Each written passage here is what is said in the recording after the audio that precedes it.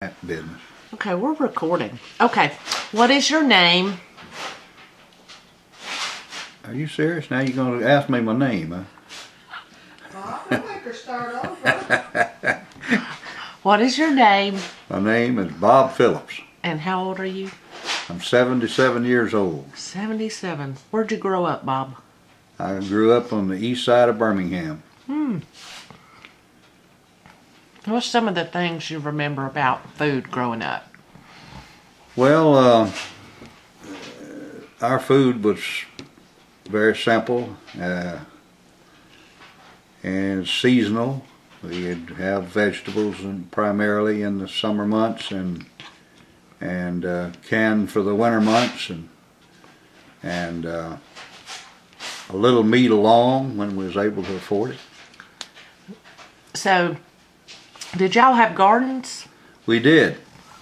In fact, everybody in our neighborhood had a little spot of ground beside their place, and they'd plant a few rows of things that they liked primarily.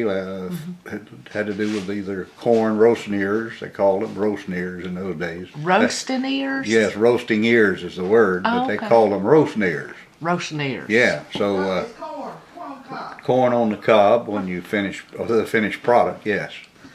So did everybody in your neighborhood kind of share amongst each other the garden stuff? Like if you had, you said each one of you had like a patch. Yeah, well, they did. Well, a lot of relatives lived in nearby, in 3 or 4 doors of one another in some cases, and they'd some of them would grow one thing that they liked particularly, and they'd share with others who didn't, and vice versa. They'd swap off. So what year were you born?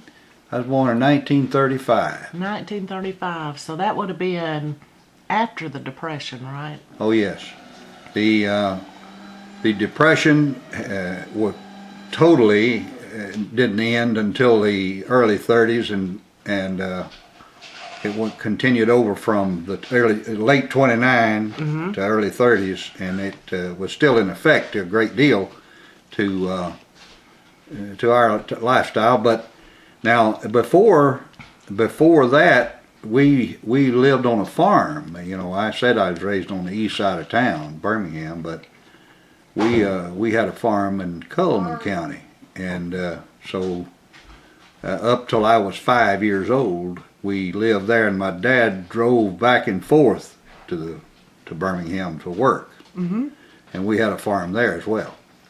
So we were able to raise all the food that we needed, and also had livestock to see after. So was cooking women's work, or did any of the men get involved in that? Well, primarily the woman's job was to do the cooking and I don't want on there. and the preservation of foods. That was primarily the woman's job. However, all children that were of any size at all helped. There's much work involved in that.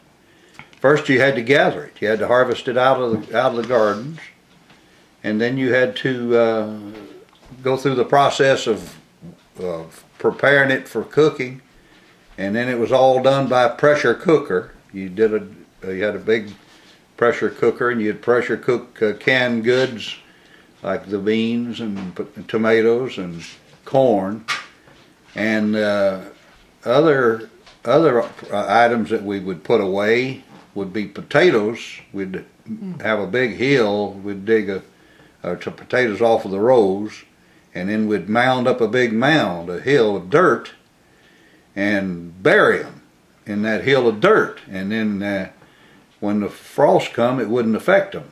And then we'd go in and dig a little hole, just a small hole that you could reach your hand in and reach in and pull out a few potatoes, and we'd have them through the winter. I did not know that. So that kept them preserved? Oh yes. Putting them in the ground like that? Put them in the ground in a hill of dirt. You had to mound it up where you knew about how deep the frost had run. You didn't want frost to get to them, And they'd hold through the winter months. Sweet potatoes and Irish potatoes. You put them in 2 different hills, but you could raise both, keep both that way, preserve them.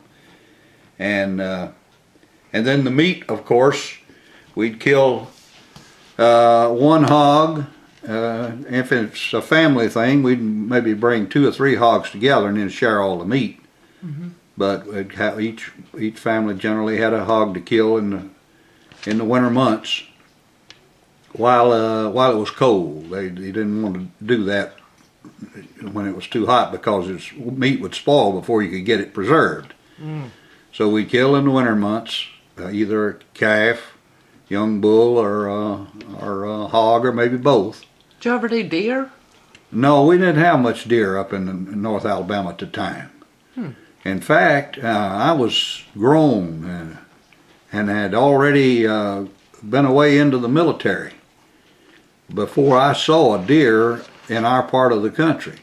There were deer was plenty of deer in South Alabama, but we didn't have any up as far north as Cullman County. Oh wow, I didn't know that. That's right. And so, in fact, to tell you the truth, we bird hunted. My family did. Dad and myself. We bird hunted a lot together, and we had our own dogs.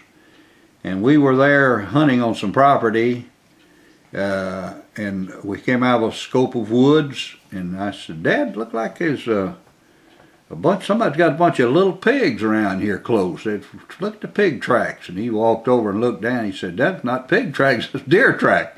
And that's the first time we had ever seen any evidence of deer. And I was already in the military at that time. I was probably 18, 19 years old. Oh wow. So yeah, deer was not something we had to for meat, unless we went on a hunting trip, South Alabama, which most people didn't do because of finances. So what kind of birds did y'all hunt for? We hunted for quail. My dad and I were quail hunters, and we killed a lot of quail and ate quail meat. And anybody that's ever eaten it will know why. It's good stuff. Did you have how did y'all cook the quail? You normally cook quail in frying it like you would chicken. And you could do it other ways. You could make quail stew if you wanted to. I've heard of others that did it. We didn't. We always just fried ours. Good southern fried. Yeah, good southern fried. And the quail, the part of the quail you eat, of course, the legs, a little bit of meat on the legs, but not much. The breast is a big breast. It's nearly all breast, that quail is. And it's pretty white meat and just loaded with vitamins and things that you need for your physical. And it didn't take a whole lot of it to fill you up. So, did Grandmother Zip? What was your favorite food she made? Well, she was a good variety cook. My mother was. She could cook many different dishes, but the best that I could remember ever enjoying the most, I'll say, is her meatloaves. She could make a meatloaf that would bring the crowd in. So, and she was good at cakes. She wasn't quite as good as her sister, my aunt, who was big on cakes. She always bragged about, this cake's got 6 eggs in it. Wow. Yeah. And then she'd make one a double layer or a triple layer, and this cake's got 12 eggs in it. They'd brag on how many eggs was in it. And that's what made it taste good, Well, yeah. Of course, it all held it together well, is what it was about. To be light, but yet stay together. So, yeah, cakes. She made cakes and pies. And then she was big on vegetables. We had potatoes at all meals, Which, by the way, you inherited that, because that, of course, is mine and the kids' favorite meal that you make is this fried potato. Oh yeah, I have a name among my children of being able to cook a pretty good pan of fried potatoes. The best, the best. All right. So now, was there special things that she did on special days or holidays or? All Thanksgivings we got together as a family and had either a big hen. We'd either cook a big hen or a turkey. Most often a big hen and also a ham. And that was the main dish of the meal, and then fill in around it with all the other goods that you enjoyed eating, and just have a big feast. The family get together, and all of us, even after we were married, we my sister would and her family would come, and myself and my family, and we'd all sit around Mother's big table and talk and visit and eat on Thanksgiving. And then, of course, on Christmas, it was generally our custom to visit home to home on Christmas and see the gifts that each youngster got. So we always had food to eat and had a great time. Not much money, but a lot of fun together. And we were all churchgoers, and so we would find an occasion, to go to church together and for special occasions as well. Did you ever remember a time when you said, y'all didn't have much money?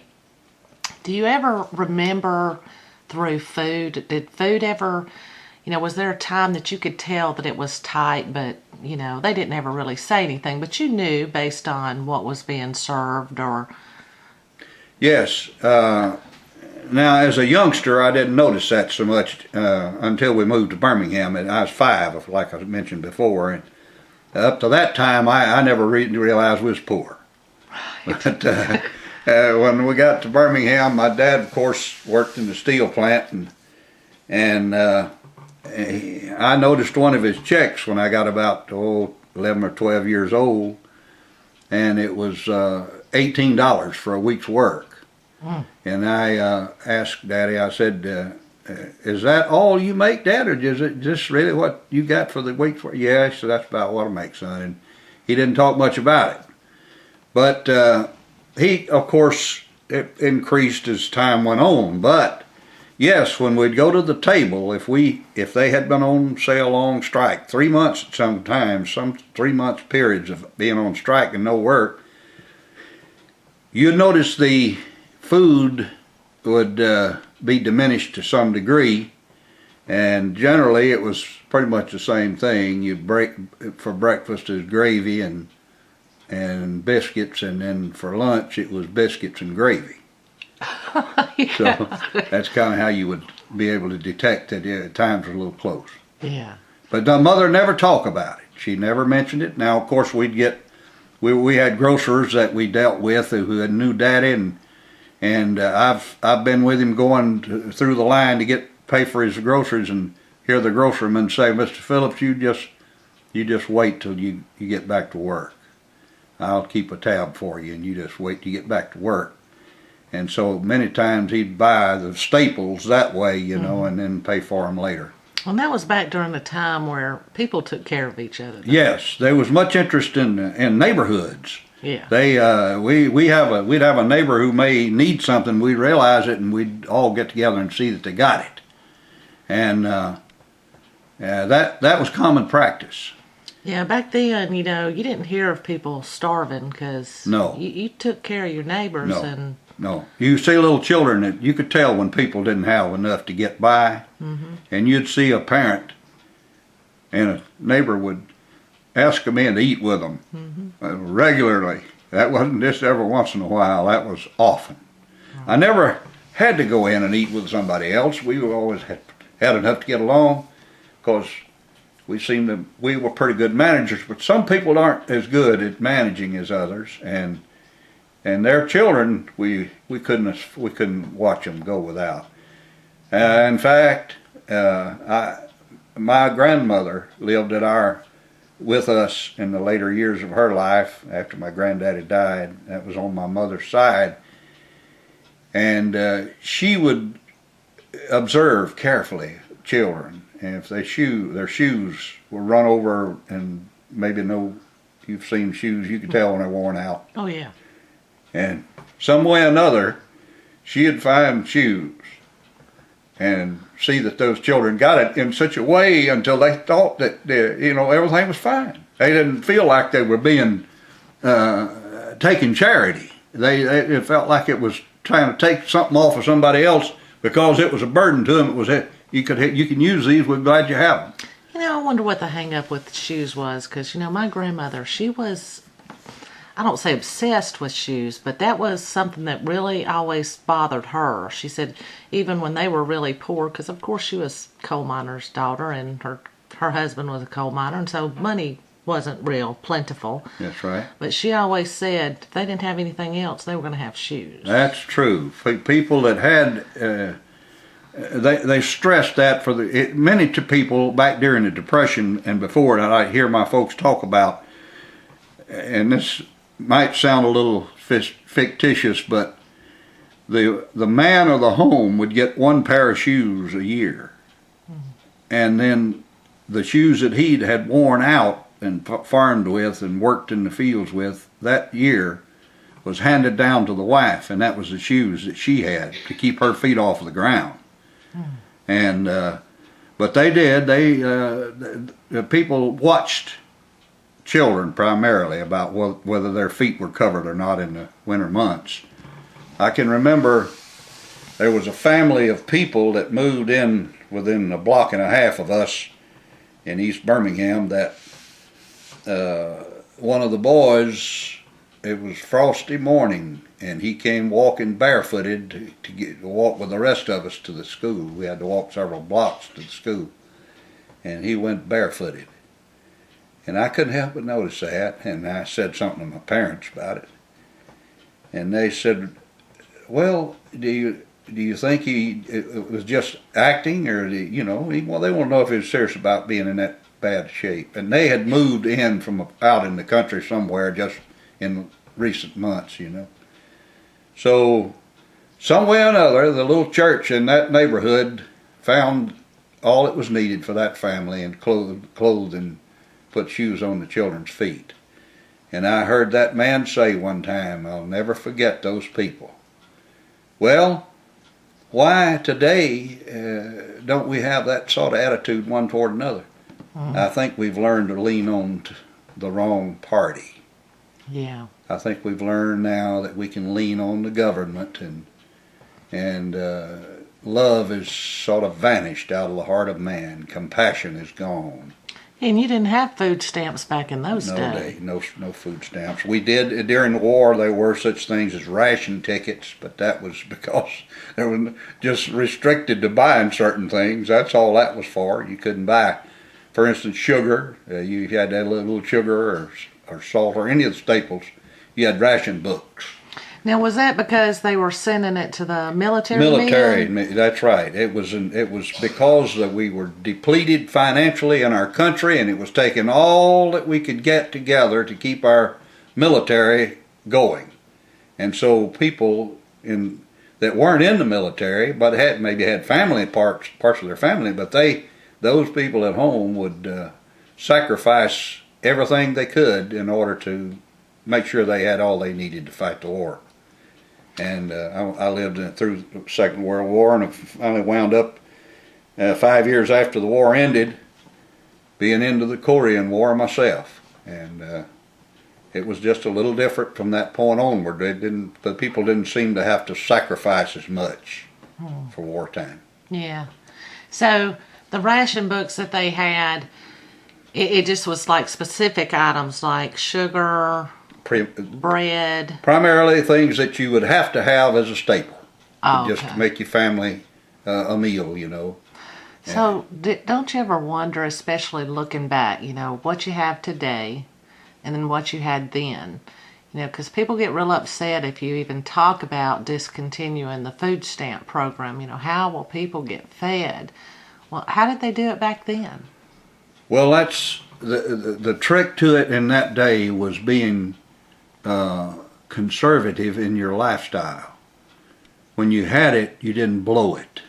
You conserved, and you, as I mentioned primarily in the outset of this little talk tonight, we learned how to grow things and preserve it, and so. But y'all were conservative, yet you shared with your neighbors, and you took care of one another. That's right.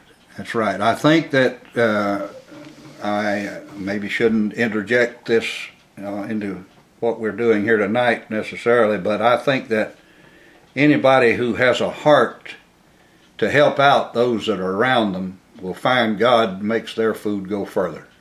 Oh, yeah. Amen, brother. Amen. Yeah, I think that's true in most anything that we do. If I've got an abundance of stuff and I'm not willing to share it, the chances are I'll be without one day, and everybody will know that I had it and didn't share, and so then if they have it, they might not share.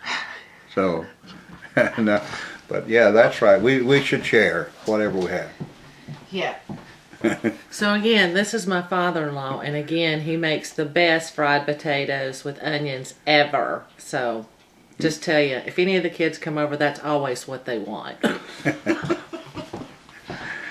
Well, I think we're going to sum that up, and we thank you so much for your time, and we'll see how I can get this uploaded to YouTube so that my instructor, which is Anna Schuber, who rocks, by the way. Okay, now that's a point for you, I'm sure. Yeah, I'm hoping that, throws it right over to the A category. Yeah, all right. All right, Bob, thanks. Okay, you're welcome.